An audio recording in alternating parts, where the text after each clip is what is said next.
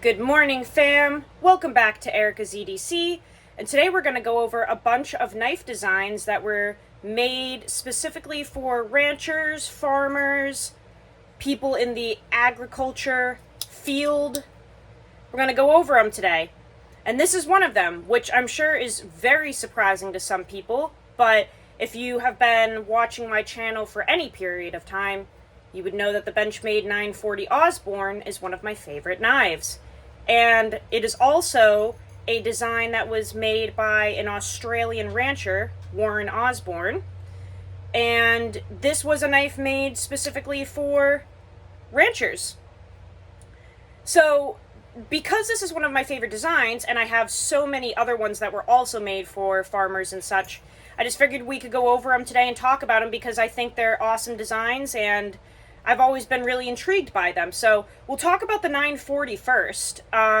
This is a design made by Warren Osborne, like I said, and this was specifically for farmers and ranchers. And he really put a lot of thought into this design, and it was geared toward removing maybe like a rock stuck in a horse's hoof with this reverse tanto area. We have a very kind of straight blade here, but super thick stock so that you can pry and cut and kind of use this as a multi-tool, really. When you're on the ranch and you don't need to carry a whole bunch of different tools. This was kind of designed as a one-and-done pocket knife that you can poke and pry and scrape with, and you wouldn't have to carry a whole tool set. But a lot of people don't know that about the 940, and there are also a lot of people that don't believe in using your knife as a multi-tool, but there were some designers that literally created certain models to be multi-tools. And this is one of them. You can look up the history on the 940, and it was specifically made to be able to safely remove rocks from a horse's hoof out in the field. That's why we have this reverse tanto area here, so that you wouldn't actually hurt anything removing that. You can cut feed bags, you can poke, you can pry. Just a really cool modern design of a farmer's knife. And it's one that I've always used, always loved. You guys know I used to work at a farm. I've grown up, outdoors, working with animals, just really using knives like this growing up because that's what worked for me. And I'm a huge believer in using knives as multi-tools if they're kind of designed for that, basically. You're not going to go to a farm and find a farmer carrying 8,000 tools for very specific things. You're going to find them carrying a nice, rugged, durable pocket knife that can do kind of anything you throw at it. And that's just real life. So the 940 is one of my favorites. You can look up the history on this. I am not lying. I promise this was made for ranchers as kind of a jack of all trades, master of none type deal. Now we're going to get into a whole bunch of traditional models that were also created for farmers, cattle ranchers, basically just agriculture type jobs and tasks. So this is the Case Medium Stockman. The Stockman model was created for farmers. That's why we have 3 different blades for specific tasks, and they're all in one small package, which is super useful. That way you're not carrying a whole bunch of different blades. But essentially on the Stockman model, which comes in all different sizes and you can get it from all different makers, we have a clip point blade here. Really pointy tip, so you can use that for pulling splinters. That's something I have always used clip point blades for because they're so pointy. That's great for removing splinters or just anything where you need a sharp, tip. And it is thin, but you have a blade stock that is thick enough where it shouldn't, in theory, break when you're using that tip for fine tasks. So we have that. Then we have the sheep's foot or Wharncliffe blades on these types of models, and this is your utility blade. So this is what you would be using to cut open feed bags, cardboard. It's kind of like a straight razor, right? We don't have any curve there. It's just a completely straight blade. This is a really nice blade to keep super sharp, and it's kind of your like EDC blade, basically.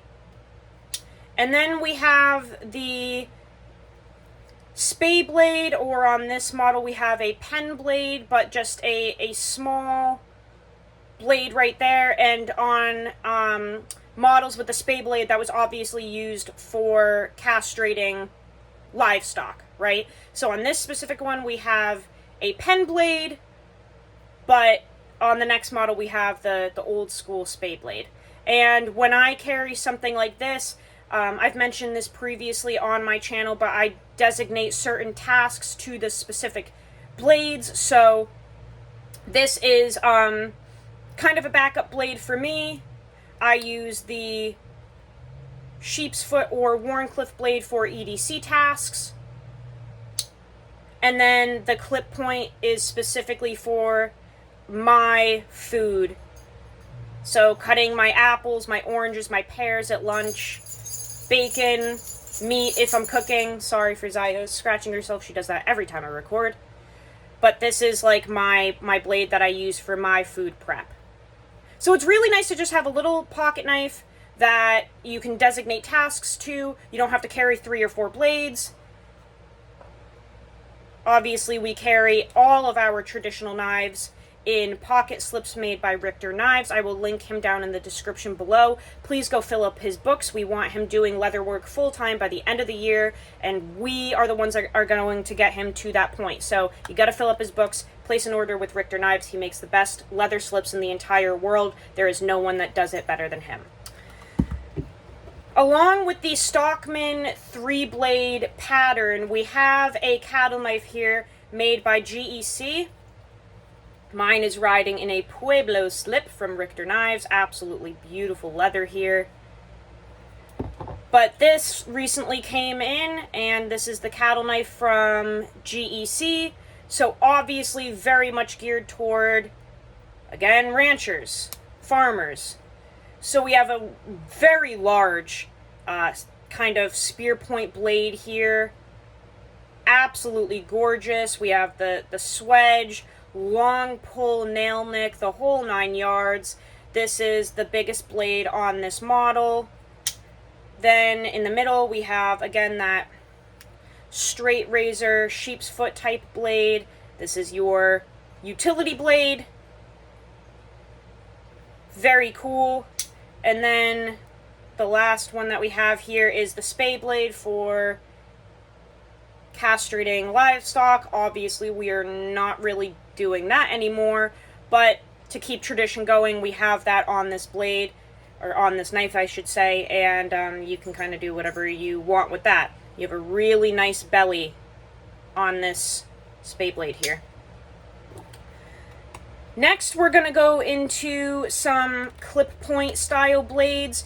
Now, some of these, or one in particular, which I'll bring up right now, the Texas toothpick, this was not necessarily designed originally for ranchers or anything. This is actually more of a game knife, and if I am under the correct understanding, I think cowboys used to carry Texas toothpicks as fighting knives.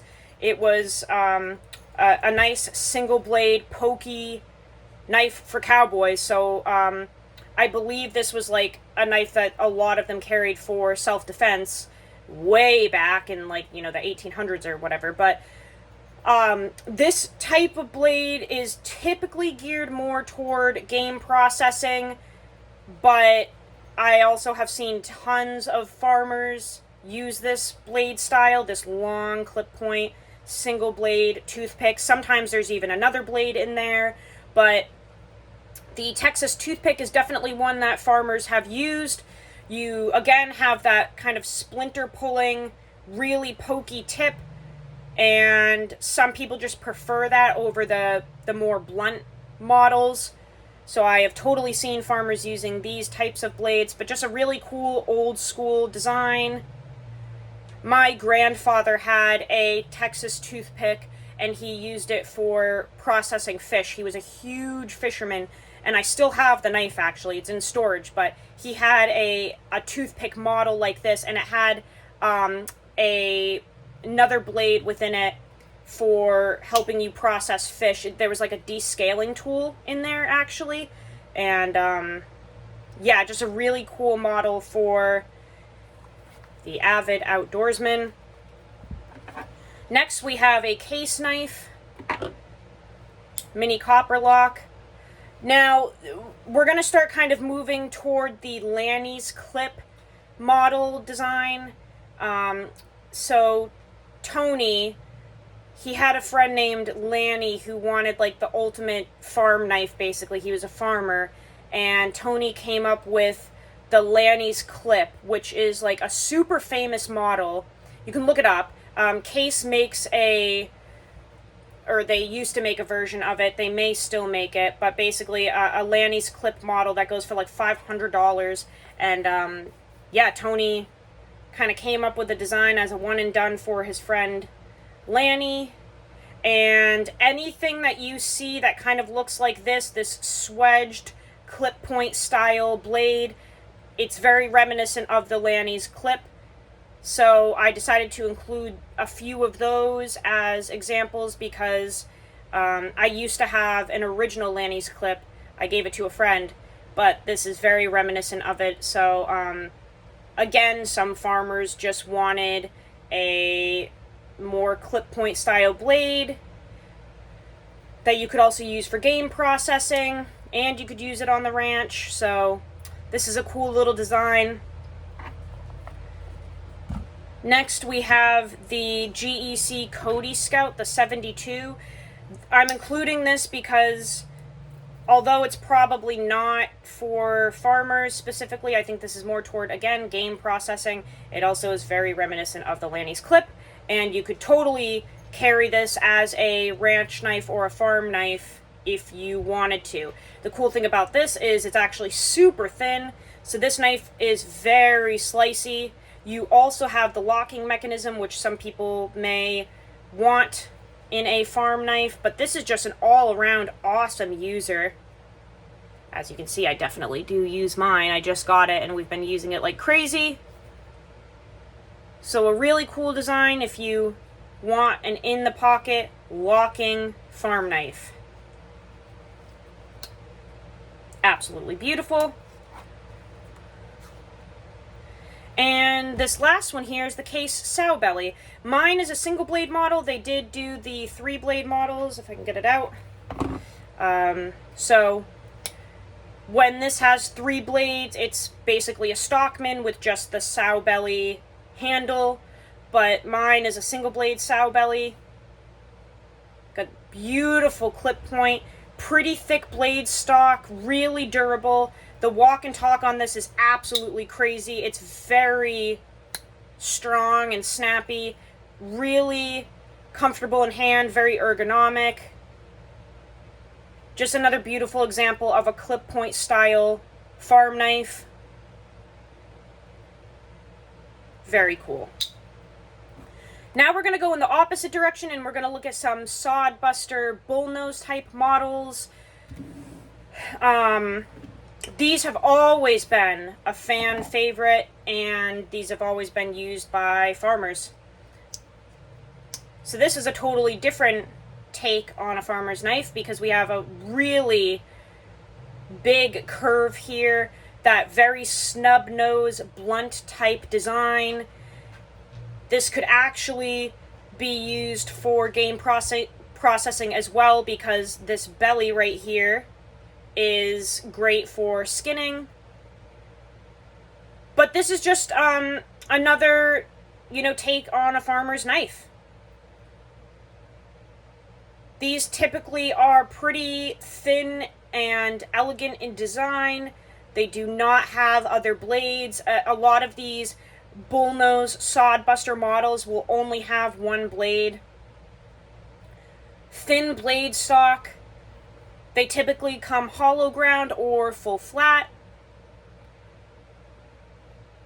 So this is the bullnose from GEC, which you probably can't see the etching because this is so used. It's just kind of been eaten away by acid and all types of stuff. But just a beautiful farmer's knife, durable, fills the hand nicely, very nice.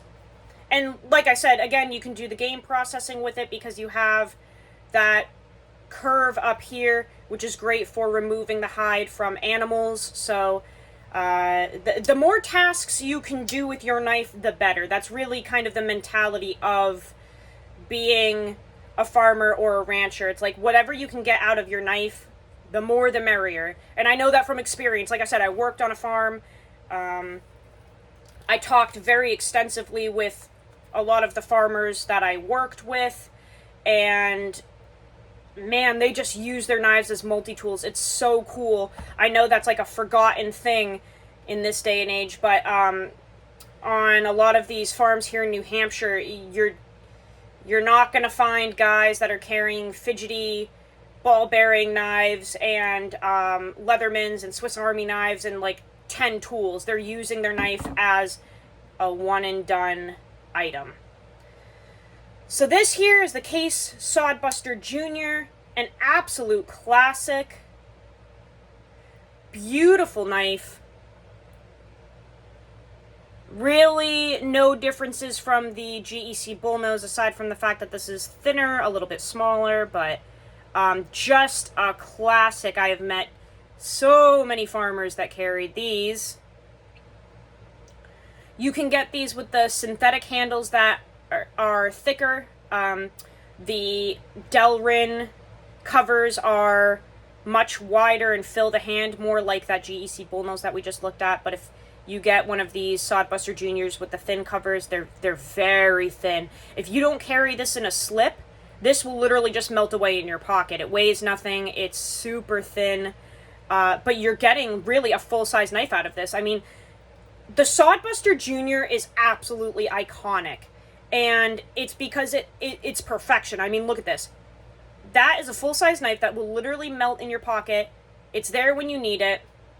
Beautiful, thin, slicey blade, but it's still durable. It's not going to break on you. Just absolutely stunning.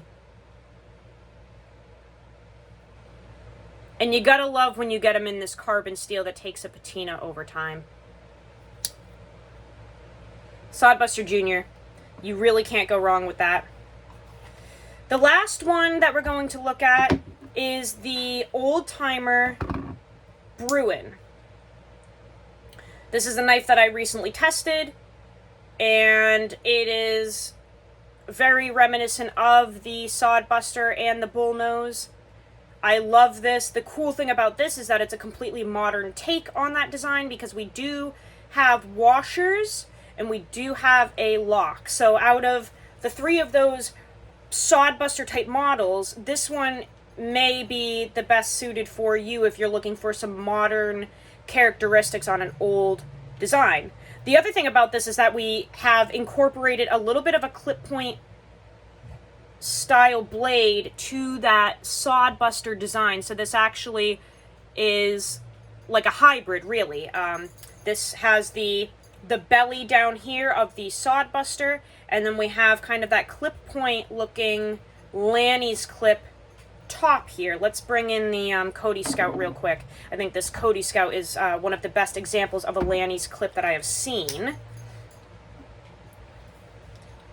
So as you can see, there's a little bit of a similarity there, right, on the top portions of these knives. Got a little bit of clip point action on this, which is cool.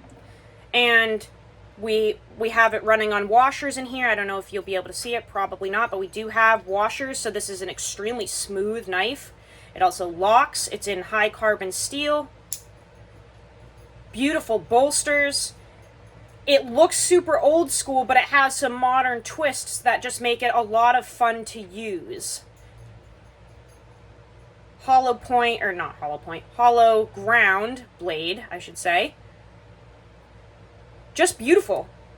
And this is one that, at least on my model, I can open one-handed. So again, you're getting some really modern twists on this knife. Absolutely beautiful.